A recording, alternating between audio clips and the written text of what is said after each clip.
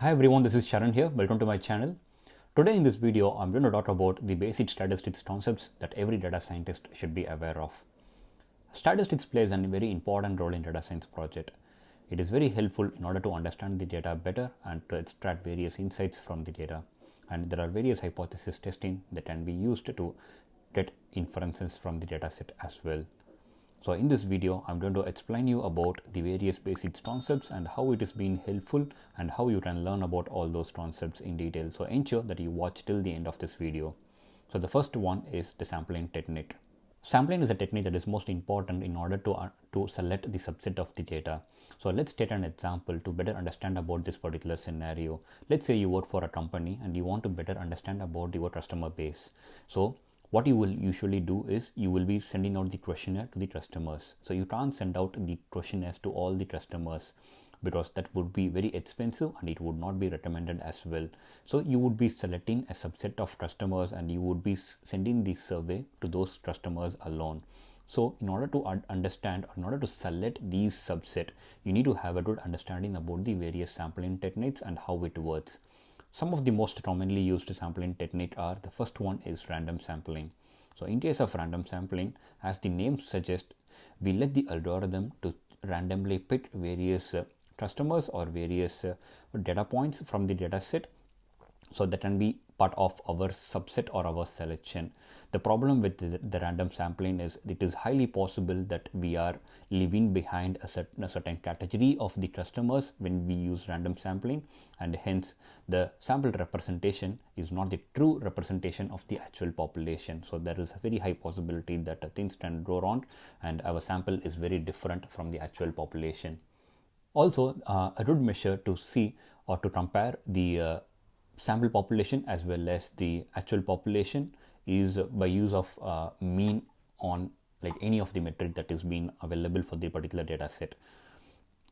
So by comparing the mean present in the sample as well as mean present in the actual population, you can, if it is close enough, you can assume that the sample distribution is close to the actual distribution. The second sampling technique is systematic sampling. As the name suggests, what we do is maybe based on the date when the customer joined the platform or based on the customer ID, we systematically select an particular customer, like the nth customer. Let's say, for example, if we choose n to be like 1,000, what we do is we select every 1,000th customer and included it as part of our sample. The disadvantage of using systematic sampling approach is that could be an over representation and under representation of certain categories of the data, and hence again it is not very suitable in many scenarios. So this is the disadvantage of systematic sampling. The third method is cluster-based sampling. The disadvantages that we had in the systematic sampling approach is solved using the cluster-based sampling. So here what we do is we identify the clusters for each of the data point and we ensure that we have samples from each of those categories that we have defined.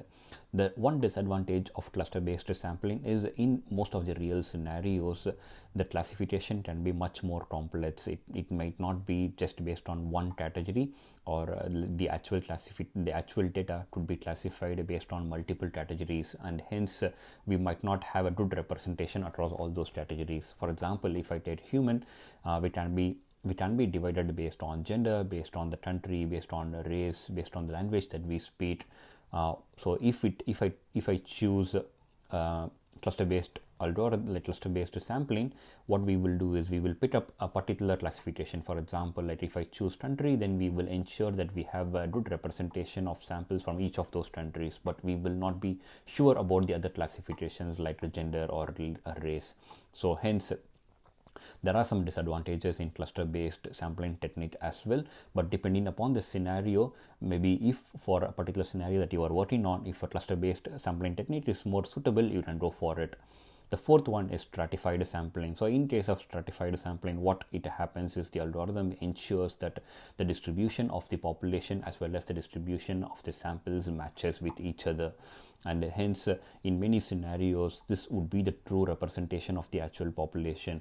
So if you want to measure how good the sample is, you can take the mean of those sample, like based on any of the measures or any of the attribute that is being present, and compare the mean with the mean of the actual population. If the two values are close to each other, it means that the sample is close enough to the actual population. The second is descriptive statistics.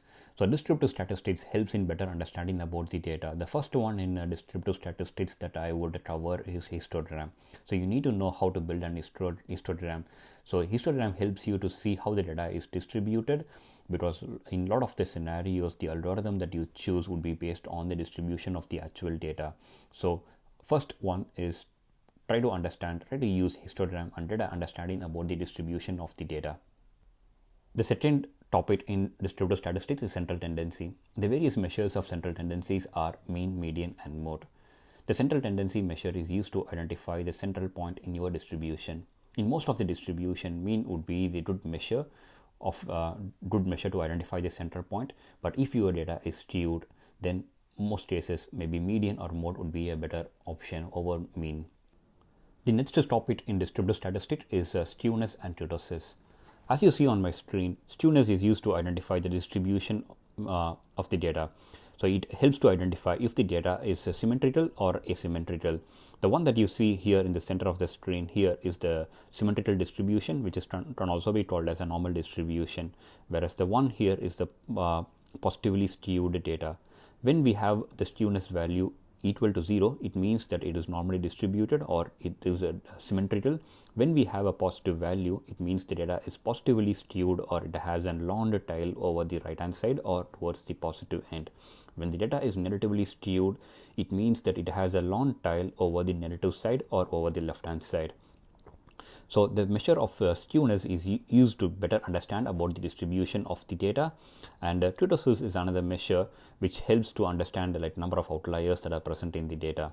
So maybe before going to kurtosis, to just explain about skewness, in real life scenario, a lot of financial data would be skewed highly on the right hand side. For example, if I take the wealth of the individuals, the salary that is being earned by the people, the housing price, there will be a lot of data points around the median and the mode, but equally there would be a lot of outliers on which would have a value which is extremely high will be on the right hand side.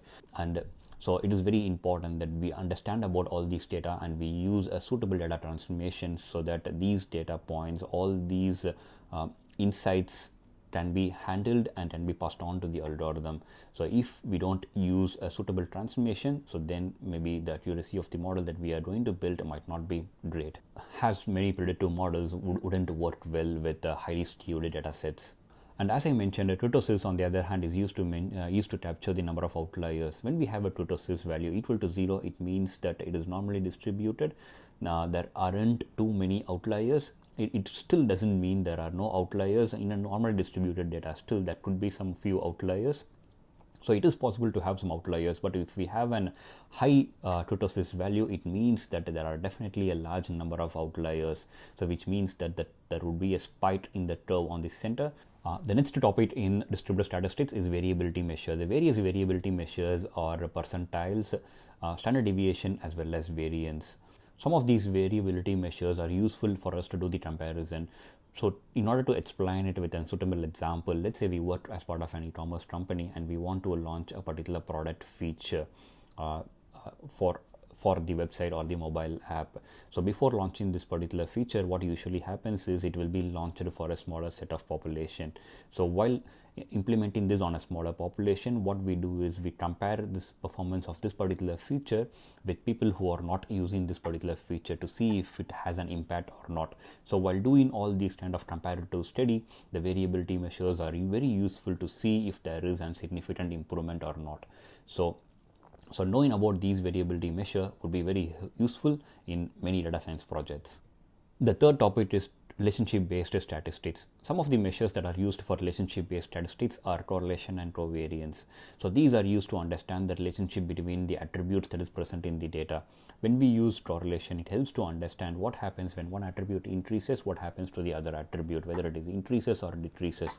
When we say two attributes are highly positively correlated, it just means that when one attribute increases, the other attribute also increases.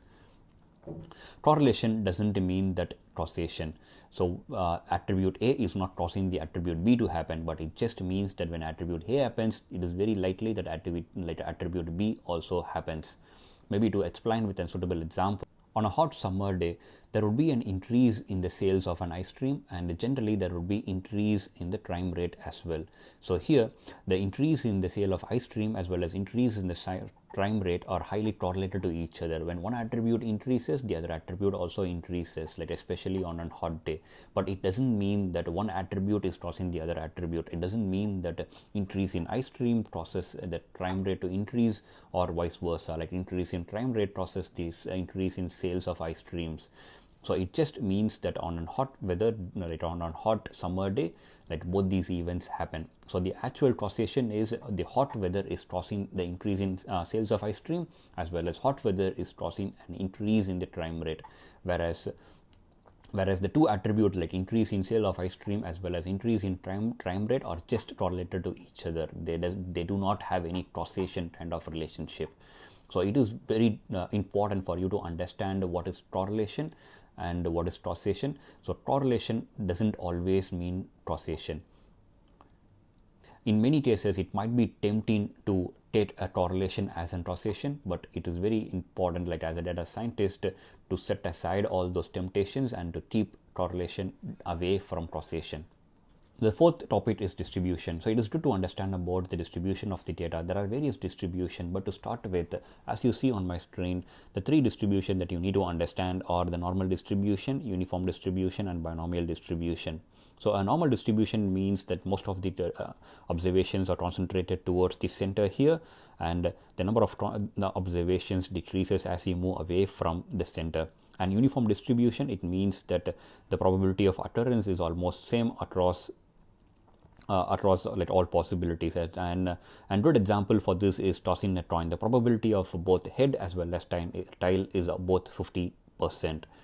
The third one is the binomial distribution. So here it is the frequency of distribution of the possible outcomes from a finite set. So a popular example is about the sum of rolls of two dice. The possible value could range from between 2 and 12, and each of them have a different probability value.